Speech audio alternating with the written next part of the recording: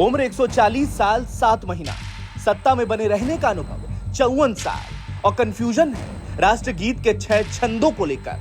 दरअसल वंदे मातरम को लेकर कांग्रेस की स्थिति आज इधर चला मैं उधर चला जैसी नजर आ रही है। कभी राष्ट्रगीत के 2 छंदों के गायन के बाद कांग्रेस की पूर्व अध्यक्षा सोनिया गांधी को मल्लिकार्जुन खड़गे के लिए कुर्सी की व्यवस्था करने की सूझती है, तो कभी गोवा में कांग्रेस अधिवेशन में वंदे मातरम का अधूरा गायन होता है। कभी कांग्रेस के सांसद बोलते हैं कि वो वंदे मातरम नहीं गाएंगे, तो दूसरे बोलते हैं कि आलाकमान ने सिर्फ 2 छंदों को गाने की छूट दी है। क्या है, तो अभी तक तो 2 ही स्टैंड में होता था, तो अभी क्या उसमें क्या अलग से क्या हो रहा है?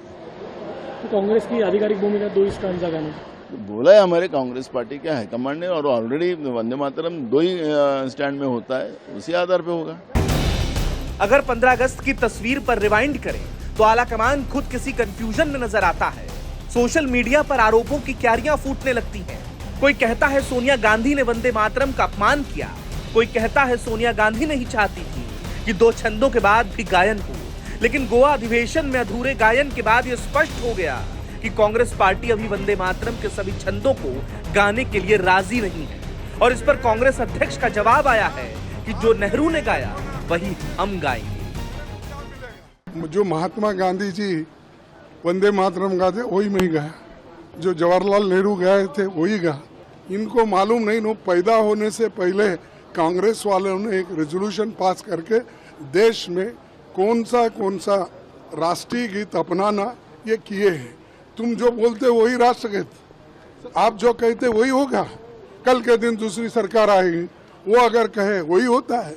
90 साल से जो चल रहा है वही हम किए। कांग्रेस अध्यक्ष मल्लिकार्जुन खड़गे आज इतिहास की जिस बैसाखी के सहारे अपने मुद्दे का मजबूती से खूंटा गाड़ते नजर आते हैं, उसकी कहानी भी हम आपको बताते हैं।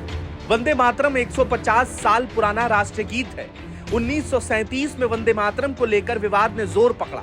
मुसलमानों को एतराज था कि इसमें भारत की पूजा की बात कही गई है, जबकि मुसलमान अल्लाह के अलावा किसी दूसरे की इबादत नहीं कर सकता।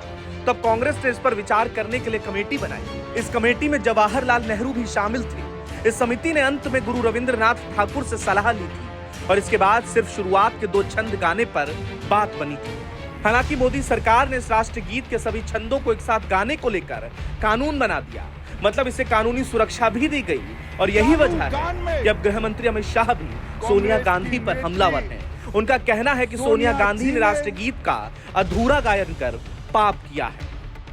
80 साल के बाद बंकिम बाबू का ये अमर मंत्र, अमर गान जब फिर से सम्मान प्राप्त कर रहा है,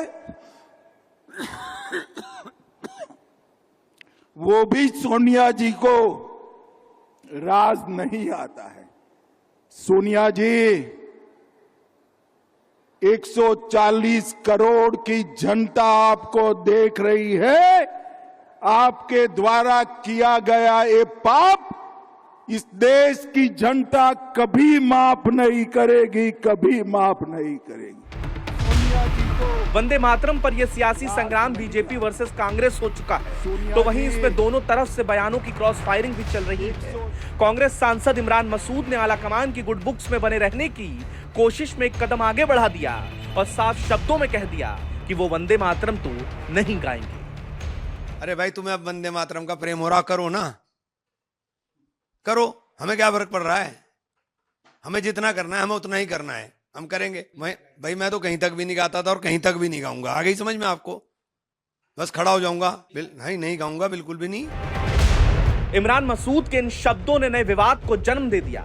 अब सवाल है कि इमरान मसूद के लिए देश बड़ा है या धर्म, क्योंकि विवाद को विस्तार देते इमरान मसूद अगर ये समझ पाते कि बंकिम चंद्र चट्टोपाध्याय बंगाली थे, वो राष्ट्र को माता और ईश्वर के रूप में बताना चाहते थे और उनके लिए दुर्गा माँ ही उनकी आराध्य थी। राष्ट्र के लिए अपनी भक्ति का सर्वोच्च शिखर बताने के लिए उन्होंने देश को अपने आराध्य के बराबर रखा। अगर वो मुसलमान होते तो राष्ट्र को अल्लाह बोलते और ईसाई होते तो गॉड। ये सेकुलरिज्म के विरुद्ध नहीं है, इस देश की आत्मा के करीब है।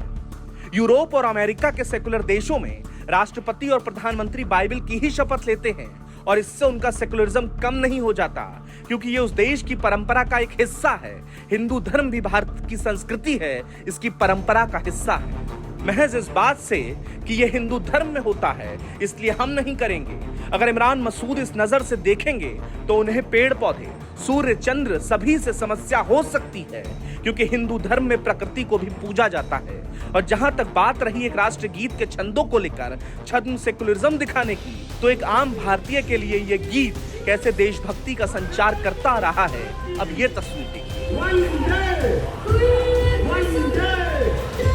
अब क्योंकि बंकिम चंद्र बंगाली थे, तो ये गीत बांग्लादेश में भी आजकल कई कलाकारों की आवाज का हिस्सा बनता रहा है।